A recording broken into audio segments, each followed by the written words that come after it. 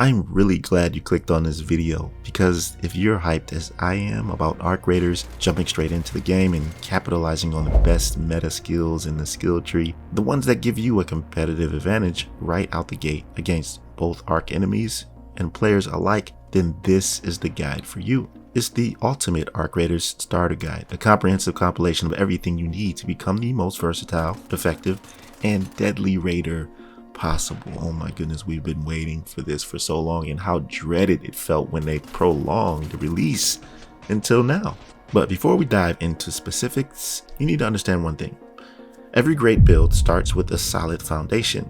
If you don't have that base setup, then no matter what else you pick, it won't reach its full potential. But once you've laid the groundwork, every other choice you make only becomes more impactful. And that's exactly what I'm going to show you in this guide. But anyways, this guide is built from hours of experience in the tech tests and recent beta, which wasn't simply a demo, it was actually a full stress test. The developers used it to push performance, test how many players could be on a battlefield at once, and basically lock in gameplay before release.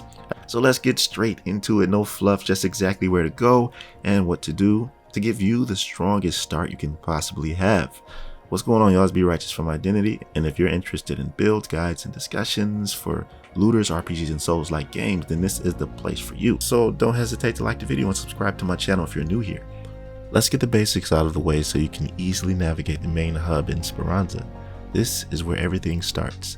Quests, challenges, teaming up, and spending your coins at various shops. Quests come from traders. They're more than vendors. They give missions that reward XP and items. Challenges, on the other hand, reward credits, a currency tied to the battle pass used to unlock apparel and exclusive rewards.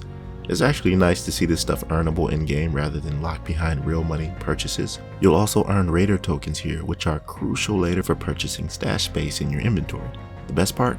Quests and challenges are shared between you and your teammates. If your friend kills an arc tied to the quest, you'll both get credit for it. Okay, here's a rundown. Celeste. She's more of a character tied into the lore of the game. We'll know more about her as you play the game. And you have Shani in security. She carries keys and supply items. 𝐿𝐴𝐻𝐿 gun shop. Of course, weapons and ammo. Apollo carries grenades and gadgets, and trust me, you'll find plenty of those. Lance's clinic. He has shields, bandages, shield rechargers, and defibrillators, all crucial for survival. You can even use medical items on random players if you want to help them out, like defibrillators to get them up. Each trader provides essentials needed for survival on the Rust Belt. This is your workshop, home of Scrappy the Rooster, your autonomous collector who gathers crafting materials, and the workshop functions similar to the traders, except you're the one crafting. You'll find different benches here, which are upgradable as well. Your basic bench, you have your equipment bench to craft augments and armor like Shani's stock. Your weapons bench, craft and upgrade weapons and attachments like 𝐿𝐴𝐻𝐿. The med station, craft healing items like Lance. The explosive bench for grenades, mines, demolitions. You also have the utility bench for zip lines, cloaks, various gadgets, and the refiner lets you craft rare utility items and mods. You can also recycle unwanted gear into crafting components. Quick tip, augments are upgrades or enhancements that modify how weapons, gear, or abilities behave. Things like better shields, weapon power, or consumable effects. And here's the thing, using an augment boosts your armor, but reduces your safe pocket slots from 3 to 2. However, higher tier augments can expand your inventory space, so it's up to you. Play bold or play it safe. And they have free loadouts that provide these augments right here, which can be traded in for regular augments to Lance. But if you're not using the free loadout, here's a quick tip on the essentials needed to actually go out in Rust Belt with a basic loadout. You need 5 bandages, at least 5 shield rechargers, 1 primary, 1 secondary, a weapon that's hard hitting with heavy ammo, and another automatic or semi-automatic to finish the enemy off. When it comes to arc enemies, in order to be the most effective, get an energy weapon, which you'll be able to find in certain areas like the Harvester, or if you get lucky. You can also craft all of this stuff, but first you need to find the blueprints. So select the augment, a shield, depending on which one you want, whether or not you want to be light, medium, or heavy. Defibrillator is not necessary, but it is good to have to instantly revive your teammates. You also need a smoke grenade. If anything, a smoke grenade is one of the best grenades for tactical efficiency in the game. It conceals your position, allows you to revive your teammates, get out of sticky situations. It disrupts the sight line when arcs are trying to line you up. And that's pretty much it for a default build. And make sure you bring the ammo that's allocated to the weapons that you're bringing, whether it's heavy, medium, or light. And that's pretty much all you need for a default build, because you don't want to go out there all souped up unless you're with a squad and you're confident enough to do that, because you're going to find everything you need once you get there. Now let's talk weapons, their strengths, weaknesses, and where they shine. Since arcraiders is PvPvE, you'll want to choose gear that works against both human players and arc, energy, and medium weapons. Rifles like the Tempest are great all around for both PvE and PvP. Light weapons, which are SMGs and shotguns, excel in close range PvP. Heavy weapons like hand cannons, snipers, and explosives like the grenade launcher are very good against arcs and long range targets. You can upgrade weapons at traders or your workshop benches. Adding attachments for things like higher mag capacity or tighter bullet spread. Just remember, weapons and gear deteriorate over time, but you can repair them. Now pay attention to this part. The world map has a day and night cycle. Daytime is always available, but night cycles appear periodically based on a timer. Hovering over zones shows loot abundance, and they're color-coded by difficulty. White is pretty much easy, low-tier loot. Yellow is moderate with a decent chance of rewards, but red, that's high risk, high reward, where the best loot and toughest arcs are found. This is also where you'll find most of the sweats in PvP and tryhards, so just be careful if you're bold enough to brave these areas. Some areas also contain quest-specific loot you'll need for certain challenges and quests. You can extract in multiple ways, even while in a down but not out state, which is honestly pretty cool, or by using another player's extraction, but be careful because not everyone's friendly. Here's how you actually fast track into that meta build I was talking about, because there's only one build and this is it. Before we get into where you spend your points, you need to understand how the system actually works. Every tree, mobility, conditioning, and survival has point thresholds that gate higher tiered skills, like the mid-tier skills unlock once you've invested 15 total points into that specific tree, while the top tier main abilities, like vaults on vaults on vaults in the mobility tree, require a full 36 points dedicated to that branch. Granted that 15 points is part of that investment, but here's the catch. There's a cap on how many total points you can unlock overall. That means you can't fully max out every tree. Like the jack of all trades, you'll eventually have to decide which path you want to commit to long term, becoming a mobility player, a conditioning player, or a survivor player. And each top skill defines your identity in that field. But before you lock yourself into one, you want a balanced foundation that keeps you strong across all fronts. The skills I'm about to go over are what I consider best in slot, the ones that give you the most value per point. They'll make you solid overall, letting you move efficiently, survive longer, and keep your stamina loop consistent before you decide which specialization you want to master. And we all know how much stamina is significant in this game. So let's get this fast track to the meta build right away, and we'll start with mobility. My favorite so far, well, I mean, all of these trees have something to offer, but mobility is just like chef's kiss. And here are the main skills. You have Nimble Climber, which is by default you have to get, but some of them you don't invest 5 points into, but this one you do. With this skill, you climb and vault more quickly, which is a no-brainer. Then there's Marathon Runner. Again, 5 points invested in here. Moving around in general costs less stamina. And then you got Slip and Slide. Now, this right here is your choice. For me personally, I'm not going to invest 5 points into this. What this does is it allows you to slide further and faster. You can do that when going down a hill or when gaining some momentum. You do this. Slide is a utility move where you can use in certain situations to get away. Like in this situation right here, I felt like goated after this happened. But the thing with Slip and Slide, it's situational in a way that it can hurt you sometimes where you're sliding and you can possibly slide off a cliff without being able to stop. But on the flip side, in the case when using something like the snap hook, which is actually a meta gadget, wherein after you utilize the snap hook to traverse through certain areas on the map, once you land, you can use the slide to move even further. So it's really your choice to utilize this and invest 5 points into it, but I'm just going to invest 1 point. And here's another one, Sturdy Ankles, which is something that I'm only going to invest 1 point in just to get to another skill. Youthful Lungs. Okay, you need to invest 5 points in here because this increases your maximum stamina overall. Your pool of stamina increases. Now, Carry the Momentum is the mid-tier skill I was referring to that requires 15 points to unlock. Now this is really great as a transitional skill, but I don't think it's better than the other one called Calming Stroll. It's really up to you depending on your playstyle. Calming Stroll is another mid-tier skill that basically while walking your stamina regenerates as if you were standing still. So I mean, you can decide what you want to do, because if you want to carry the momentum and like be a player that lives on the edge and dodge rolls and then tries to get away from the situation without consuming stamina, it's up to you. All right. But then you have Effortless Roll, another must have. 5 points here, definitely. Dodge rolls cost less stamina. And then to get to the main skill, you want Heroic Leap, where you can sprint, dodge, roll further. And you only want to invest 1 point in here. This is only to get to vaults on vaults on vaults. Now, okay, this is what I was talking about. You need 36 points to invest in order to get this skill,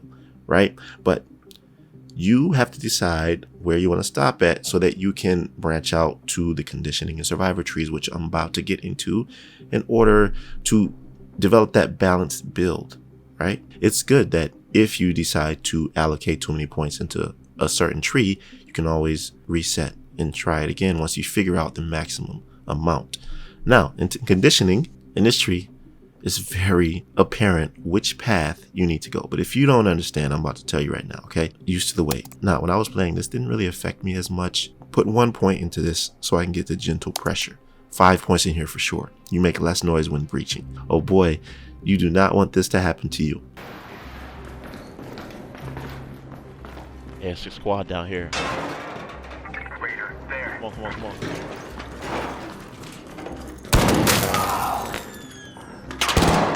We basically surprised them and I heard them from a mile away.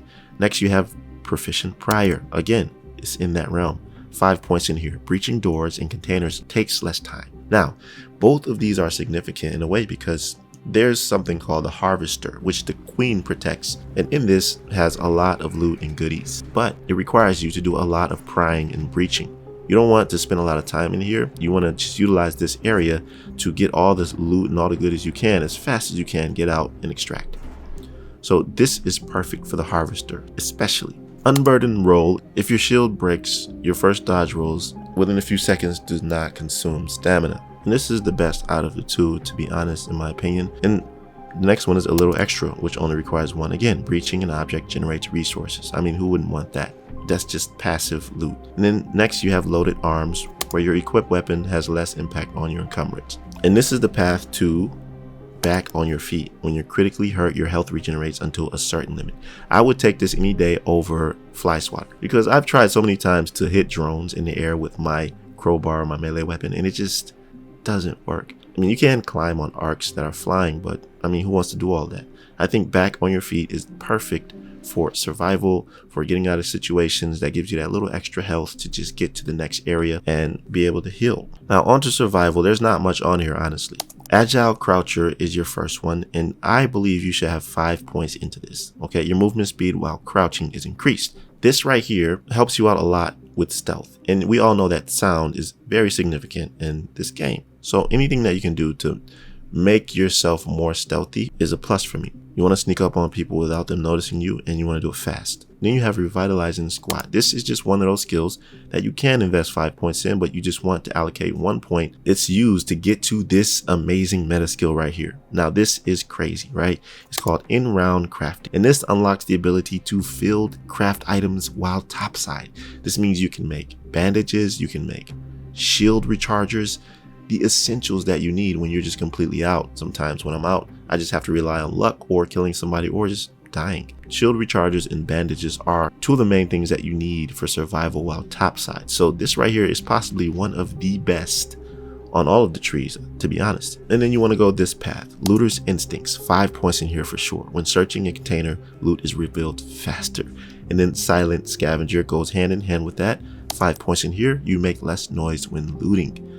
So yeah, you see the synergy with the conditioning and the mobility, how it's all coming together, how this is forming this cohesive meta build that you need before deciding which skill tree you want to branch into. And that's where it leads to security breach, where it lets you breach security lockers. You know how many times I've looked at these red words telling me that I need security breach to get in here? Well, yeah, this is the main skill that requires 36 points in order for you to unlock, and it's a must-have for the survival tree. Which tree would you like to go on? Survival, mobility, or conditioning? Tell me down below which identity you're going to form.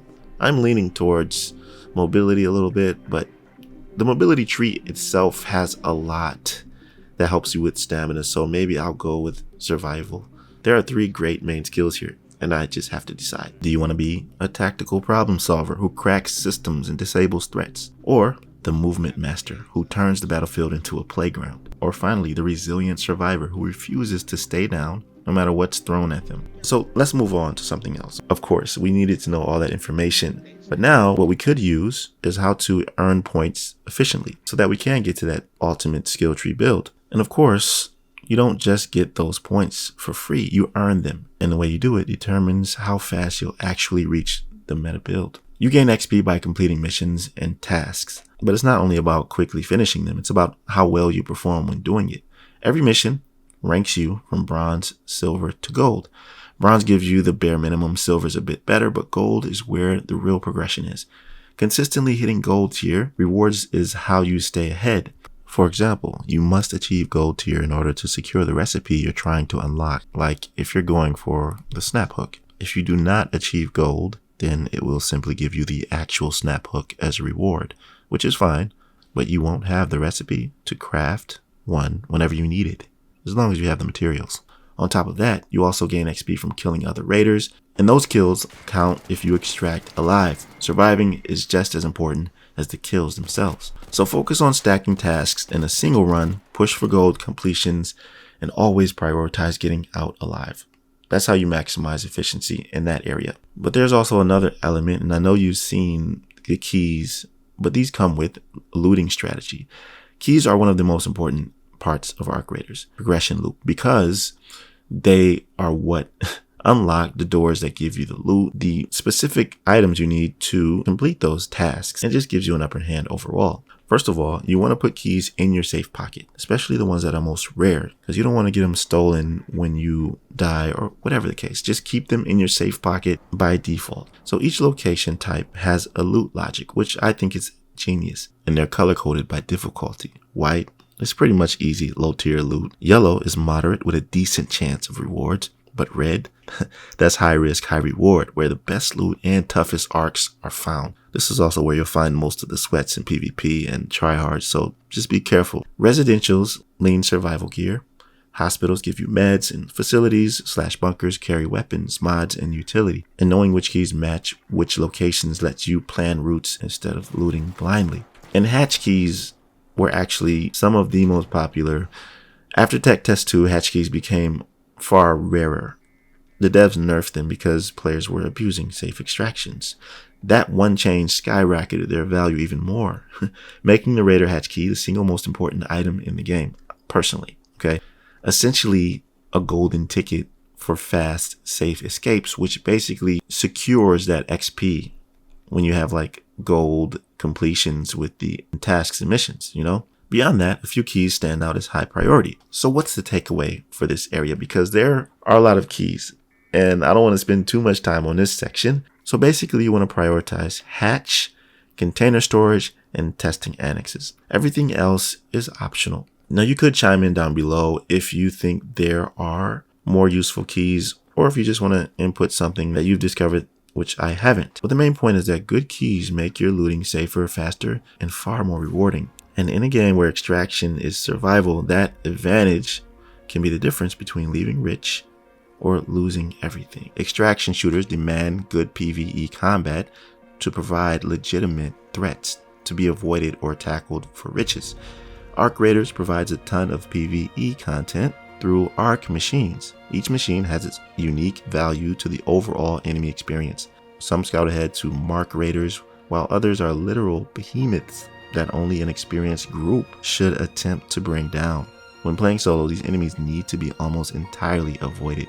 Some demand heavy weaponry to penetrate consistently, meaning most weapons won't be suitable for eradicating them. Anything above the most basic enemy will often take more than a single magazine, so as a solo player, you'll need to avoid a lot of fights unless you're willing to take the risk of attracting players over while you're busy unloading on a single arc over and over again. They also coordinate with one another, becoming a larger threat if they're not dealt with appropriately. Rocketeers, stunners, scanners, every enemy has something they do that complements the rest when grouped. Everything we've seen perfectly illustrates that. And that's the complete ultimate starter guide for Arc Raiders. We've gone through the skill trees, the exact path to fast track your meta build, how to earn points the smartest way, and which keys unlock the best loot and fastest extractions. And after all that, there's still one factor left that no guide can give you: your own personal skill. Your aim, your awareness, your timing on those dodge rolls. That's what ties all of this together. And that's what makes Arc Raiders so appealing. The systems are deep, the builds are rewarding, and the loot routes can set you up for success. But it's your skill level that determines whether you rise above it or get left behind. When everything clicks, the synergy between your build, your decisions, and your execution creates one of the most satisfying experiences in any game out right now. So, let me know what you think about this in the comment section below, and if you made it here, you are a GOAT. And I want you to comment 𝒉𝒆𝒍𝒑𝒔 if you made it here. Other than that, that'll do it for this guide. Let me know what you think about it in the comment section below. If it helped you out in any way, make sure you like the video and subscribe to my channel for more. I am going to be covering this game extensively, and trust me, I have a lot to share with you guys. Anyways, that'll do it for this one, fam. I'll see you in my next video. Be right out.